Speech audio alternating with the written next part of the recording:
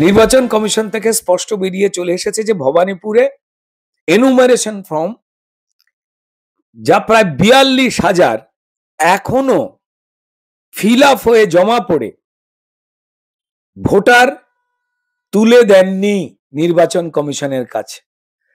অর্থাৎ এই ৪২,০০০ ভোটার তাদের অস্তিত্বই নেই, এই ইঙ্গিত এখন অব্দি পাওয়া যাচ্ছে। গত ২৪শে নির্বাচনে বিজেপি প্রার্থী হিসাবে আমি পরাজিত হইনি, পরাজিতটা করানো হয়েছিল। ৩.৫ লক্ষ যদি এনুমিনেশন ফর্ম ব্যাক না করে, ফেরত না যায়, আর আমি যদি ৯২,০০০ আমি হেরে থাকি, তাহলে সেটা কি দাঁড়াবে? তারা আদৌ হেরেছিলেন না তাদেরকে হারানো হয়েছিল? সবটাই কি ভুয়ো ভোটের কারসাজি? ভুয়ো ভোটারের ছাপ্পা ভোটেই কি ২০২১-এর বিধানসভা নির্বাচন, ২০২৪-এর লোকসভা নির্বাচনে অধিকাংশ বিজেপি প্রার্থীদের হারানো হয়েছিল? এখন অব্দি খসড়া ভোটার তালিকায় নাম থাকবে না এমন ভোটারের সংখ্যা দেখে অন্তত এমনটাই মনে করা হচ্ছে, এবং বিজেপির যে সমস্ত ক্যান্ডিডেটরা হেরে গেছিলেন তারা কিন্তু মুখ খুলতে শুরু করেছেন। আপনারা জানেন যে গতকাল আমি আপনাদের রিপোর্ট দিয়েছিলাম যে শুক্রবার সন্ধ্যা অব্দি আনকালেক্টেবল ফর্ম, মানে যাদের যে সমস্ত ভোটারের নাম খসড়া ভোটার তালিকায় থাকছে না, সেই সংখ্যাটা দাঁড়িয়েছে ৫৪,৫৯,৫৪১। ভাবুন, ৫৪,৫৯,৫৪১ ভোটারের নাম খসড়া ভোটার তালিকায় থাকবে না এখন অব্দি। ভাবতে পারছেন, একটা রাজ্যে ভোট হয়েছে যেখানে প্রায় ৫৫ লাখের কাছাকাছি ভোটারের কোনো অস্তিত্বই নেই। তারা কাদেরকে ভোট দিয়েছে? এর মধ্যে আছে মৃত ভোটার, স্থানান্তরিত ভোটার, নিখোঁজ ভোটার, ডুপ্লিকেট ভোটার এবং অন্যান্য। কিন্তু তার চেয়েও বড় কথা হচ্ছে, এই যেমন বিজেপি নেতা ক্যান্ডিডেট ছিলেন ভবানীপুরের রুদ্রনীল ঘোষ, ২০২১-এ ভবানীপুরের ক্যান্ডিডেট হয়েছিলেন।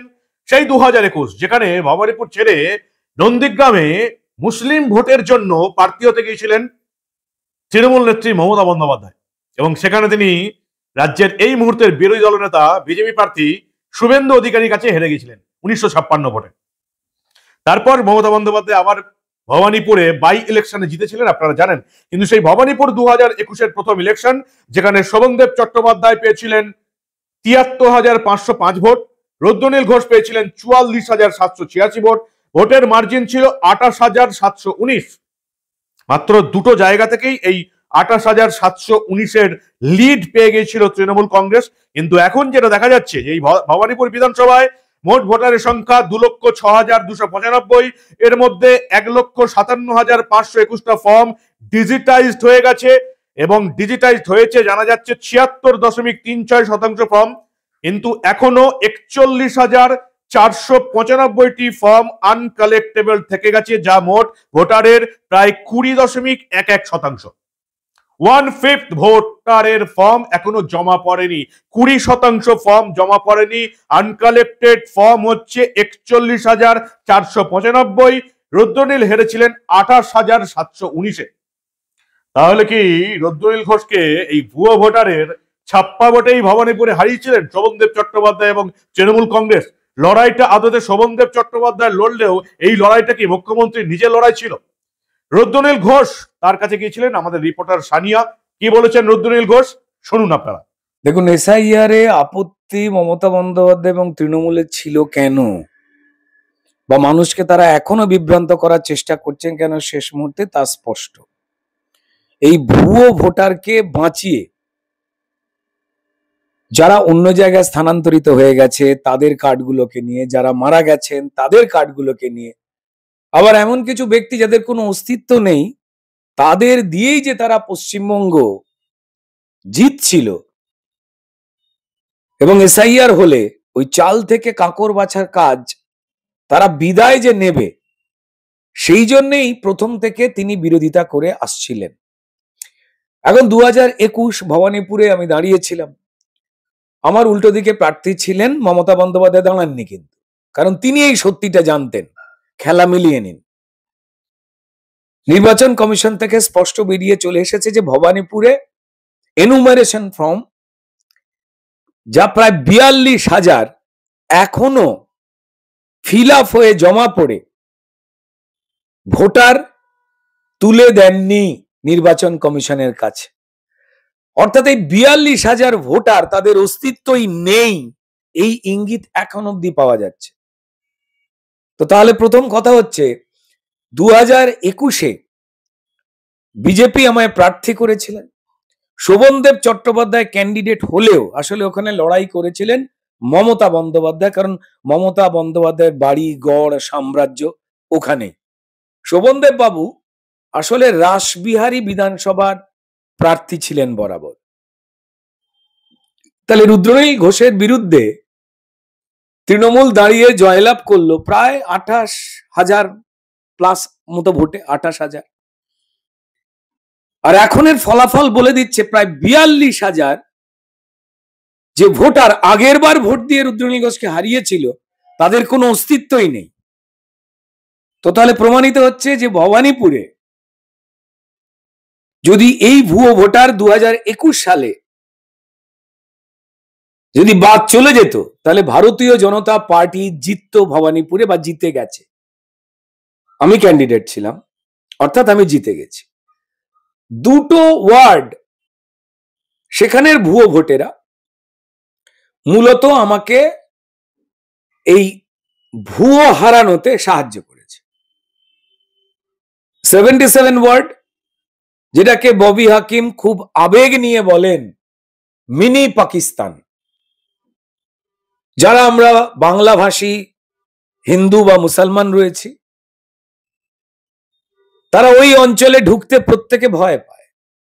শুধুমাত্র বাঙালি হিন্দু না, যারা বাঙালি মুসলমান রয়েছে তাদেরও ওই মিনি পাকিস্তানের ওই 77 ওয়ার্ডে গেলে, এই খিদিরপুর লাগোয়া যে জায়গা, সেখানে অসম্মানিত হতে হয় এবং সেখানে গিজগিজ করছে ভুয়ো লোক। সেখানে পাকিস্তানের মতোই আলাদা নিয়ম, আলাদা কানুন চলে, কিন্তু সেখানে একটা বিরাট চক্র চলে, দুষ্কৃতি চক্র। নেতৃত্ব কে দেন? ববি হাকিম। এই অঞ্চলটাই আমাকে একা 24,000 ভোটে হারিয়ে দিয়েছিল। এরা কারা? যদি 42,000 ভুয়ো ধরা পড়ে, তার মধ্যে 24,000 আমায় হারিয়েছিল ওখান থেকে। আর তার ঠিক পাশে মানে মিনি পাকিস্তান, যার ভাষায় এই 77 ওয়ার্ড খিদিরপুরে, তার পাশেই রয়েছে চেতলা, ববি হাকিমের নিজের থাকার ওয়ার্ড। সেখানেও প্রচুর বস্তি রয়েছে, প্রচুর মানুষ রয়েছেন যারা ভারতবর্ষের নাগরিক কিনা বা বৈধ ভোটার কিনা বিরাট সন্দেহ। সেখান থেকে ওই 3,500 মতো ভোটে আমি হারি। অঙ্ক স্পষ্ট যে আমায় কত ভোটে হারানো হয়েছিল, বিজেপি কেন হেরেছিল। রুদ্রনীল ঘোষ ভবানীপুর কেন্দ্র মমতা বন্দ্যোপাধ্যায়ের বিধানসভা কেন্দ্রের হিসাব দিচ্ছেন, যেখানে আবার বলছি মোট ভোটার 2024 অনুযায়ী 2,06,295, কিন্তু ফর্ম ফিরে আসেনি 41,495টি ফর্ম, যেটা হচ্ছে মোট ভোটারের 1/5%, প্রায় 20%-এরও বেশি। রুদ্রনীল ঘোষ হেরেছিলেন 28,719 ভোটে। তাহলে কি 56 ভোটেই হারলেন রুদ্রনীল ঘোষ? অন্যদিকে উত্তর কলকাতার চিত্রটা ওই একই ব্যাপার। উত্তর কলকাতা 2024 অনুযায়ী ভোটার হচ্ছে 15 লক্ষ ভোটার, তার মধ্যে 3.5 লক্ষ ভোটারের ফর্ম ফিরে আসেনি। এনুমারেশন ফর্ম 3.5 লক্ষ ফিরে আসেনি, এবং পরিসংখ্যান অনুযায়ী দেখা যাচ্ছে প্রত্যেকটা বিধানসভা আসনেই 50,000 করে এনুমারেশন ফর্ম ফিরে আসছে না। রেজাল্ট কি বলছে 2024-এ? রেজাল্ট বলছে সুদীপ বন্দ্যোপাধ্যায় পেয়েছিলেন 4,54,696 ভোট। তাপস রায় বিজেপির ক্যান্ডিডেট হয়ে পেয়েছিলেন 3,62,136 ভোট, যেখানে কংগ্রেসের প্রদীপ ভট্টাচার্য ভোট কেটেছিলেন 1,14,982 ভোট, এবং সেখানে সুদীপ বন্দ্যোপাধ্যায় জিতেছিলেন 92,560 ভোটে। কংগ্রেসের প্রদীপ ভট্টাচার্য 1,14,000 ভোট কাটার পর সুদীপ বন্দ্যোপাধ্যায় তাপস রায়কে হারিয়েছিলেন 92,560 ভোটে। কিন্তু এখন জানা যাচ্ছে যে 3.5 লক্ষ ভোটারের ফর্ম জমাই পড়েনি, অর্থাৎ উত্তর কলকাতা লোকসভা কেন্দ্রে 3.5 লক্ষ ভোটারের নাম এবার বাদ যেতে বসেছে। সবটাই কি ভুয়ো ভোটারের জন্যই হেরেছিলেন তাপস রায়? তাপস রায় নিজে কি বলছেন শুনুন আপনারা। শুধু উত্তর কলকাতা নয়, উত্তর কলকাতা নিয়ে আমি আসছি। এই চিত্র সর্বত্র, এই চিত্র 42টা পার্লামেন্ট সিটে 294টা মোরললেস অ্যাসেম্বলি সিটে। এইভাবেই 2011 ক্ষমতায় এসে মমতা ব্যানার্জি 2013 থেকে এই লুটপাট চালাচ্ছেন, মানে 2013 ত্রিস্তর পঞ্চায়েত নির্বাচন থেকে পৌর নিগম নির্বাচন, পৌরসভা নির্বাচন, কোনো নির্বাচনে সাধারণ মানুষের ভোটারদের ভোটের প্রতিফলন আছে নাকি? আমি 92,000, সেটাও কিন্তু কিভাবে হয়েছিল সেটা মমতা ব্যানার্জি নিজে বলেছেন, আমার কথা না, আমি আসছি সে কথা। তো সুতরাং গত 24 নির্বাচনে বিজেপি প্রার্থী হিসাবে আমি পরাজিত হইনি, পরাজিতটা করানো হয়েছিল। 3.5 লক্ষ যদি এনুমিনেশন ফর্ম ব্যাক না করে, ফেরত না যায়, আর আমি যদি 92,000-এ আমি হেরে থাকি, তাহলে সেটা কি দাঁড়ালো? এবং 4 তারিখে রেজাল্ট বেরিয়েছিল, 9 তারিখে মমতা ব্যানার্জি সমস্ত নির্বাচিত এমপিদের নিয়ে বসেছিলেন এবং তিনি বলেছিলেন সুদীপ ব্যানার্জিকে এবং অন্যদের সকলকে যে আমি যদি না নামতাম তাহলে সিটটা হাতছাড়া হয়ে গেছিল। কি কথা, হ্যাঁ? উনি নেমে জিতিয়ে দিলেন। এবার উনি নেমে জেতাবেন, নিজে জিততে পারে না, 1956 ভোটে শুভেন্দুর কাছে হারে, তারপর আমি জেমেছি। কি করেছে নেমে? সকলেই জানে পশ্চিম বাংলায় এখন 3টে রাজ চলছে, দুর্নীতি রাজ, দুর্বৃত্ত রাজ আর পুলিশি রাজ। উনি নির্বাচনের দিন সমস্ত দুর্বৃত্তদের, একটি বিশেষ সম্প্রদায়ের মানুষের এবং সেই ধর্মের নেতাদের আর পুলিশকে, পুলিশ মানে 22 জন ওসি, তার উপরে ডিসিরা, তার উপরে জয়েন্ট সিপি, এদের খালি ফোন করে গেছেন। উনি নিজেই বলেছেন যে আমি 300টা ফোন করেছি। একটু বাড়িয়ে কথা বলার অভ্যাস আছেও না, কিন্তু আমি 300টা ফোন আমি বলবো না, আমি বলবো 1/3 ফোন করেছিলেন। একটা চিফ মিনিস্টার একটা সিটের জন্য 100 বার ফোন করেছে। 300 বলেছেন উনি, আমি বলছি 100। তাহলে এই ফোনগুলো করে উনি কি বলেছিলেন, কি করেছিলেন নির্বাচনের দিন? সুতরাং এর থেকেই বোঝা যায়, তাই এসআইআর এর জন্য, তাই এই ভুয়ো ভোট, ভুতুরে ভোট, মৃত ভোটার এবং ভিনদেশি ভোটার, ভারতীয় নয় তাদের নাম ভোটার লিস্টে থাকবে কেন?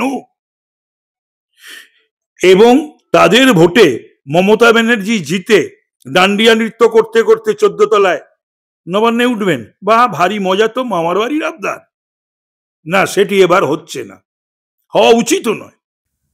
মমতা বন্দ্যোপাধ্যায় সরকার পদত্যাগ করবে না এই লজ্জাতে? আপনারা নিশ্চয়ই ভাবছেন যে মমতা বন্দ্যোপাধ্যায় সরকার কেন পদত্যাগ করতে যাবে। 2002 সালে এই একই ঘটনা ঘটেছিল। 2002-এর 4 ফেব্রুয়ারি খসড়া ভোটার তালিকা বেরিয়েছিল এবং সেখানে দেখা গিয়েছিল 69 লাখ ভোটারের নাম বাদ চলে যাচ্ছে। 2002 4 ফেব্রুয়ারি খসড়া ভোটার তালিকা বেরিয়েছিল।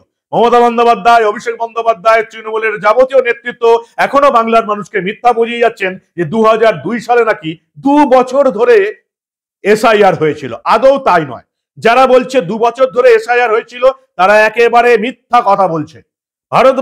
পুরো ভারতবর্ষের সময় অনুযায়ী 2002-এ ভোটার তালিকা সংশোধনের কাজ শুরু হয়েছিল, 2004-এ শেষ হয়েছিল। গোটা ভারতবর্ষের যে সময়সীমা, পশ্চিমবঙ্গে 1.5 মাসের মধ্যে কমপ্লিট হয়ে গেছিল।